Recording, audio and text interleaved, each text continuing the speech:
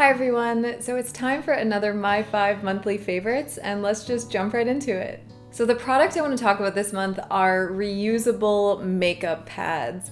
Now these I actually made myself. I crocheted them from some leftover organic cotton yarn that I had, but you can also buy these, or I've seen people also make them out of fabric where you just cut little circles and then sew around the edges. And those might actually be better than knitted or crocheted ones since they're flat. They're probably easier to clean since they don't have little holes, but these still work really well. I generally give them a little hand wash and then throw them in with my laundry.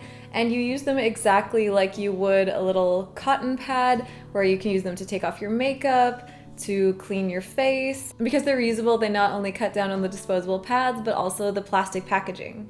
The company I want to share with you, I'm so excited about because they are a discounted ethical fashion retailer.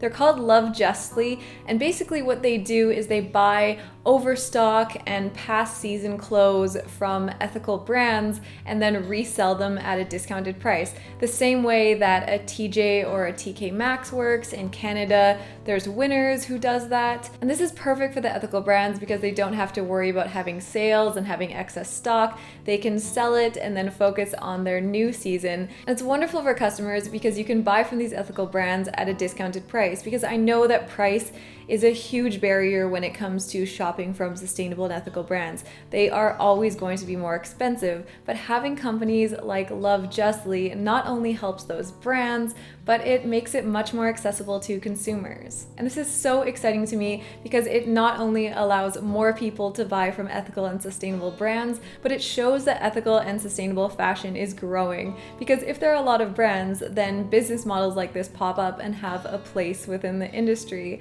So yeah, I think it's really cool what they're doing, and you should definitely check it out.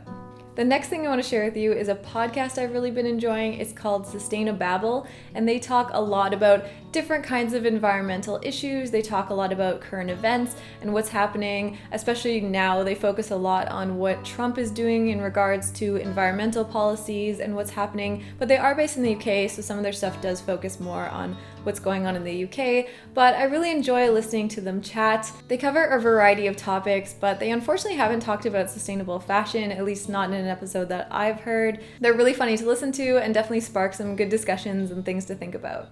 So the thing I learned that I want to share with you is also from a podcast. It was from a Radiolab episode, and it's kind of a random fact, but I found it so interesting.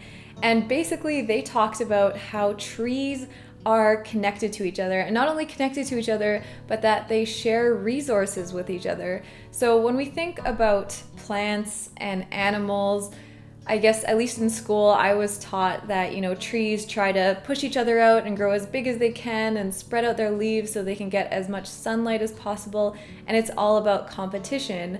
But what they were talking about in this episode is how trees actually share resources, and they'll share nutrients with each other through their roots and through funguses in the roots. And if you have two different kinds of trees in a forest and you cut one down, it can actually harm the other tree because they benefit and share nutrients with each other. And what I really took from this is even trees help each other out and help out different kinds of trees. They were even saying that if a forest is threatened maybe by really high temperatures, then the trees that aren't doing so well will actually basically kill themselves and give their nutrients to the trees that are most likely to survive.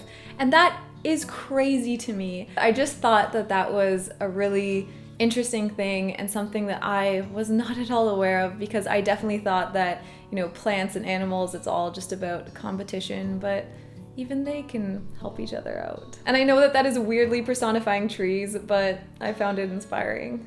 And finally, the channel I want to share with you is The Girl Gone Green, and she talks mainly about zero waste and minimalism, and she has some really great videos which I would recommend checking out.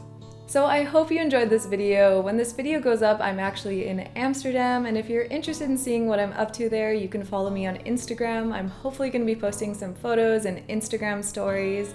Thank you for watching. I would love to hear in the comments something that you have been enjoying this month. And thank you so much to those of you supporting me on Patreon, and I will see you in the next one.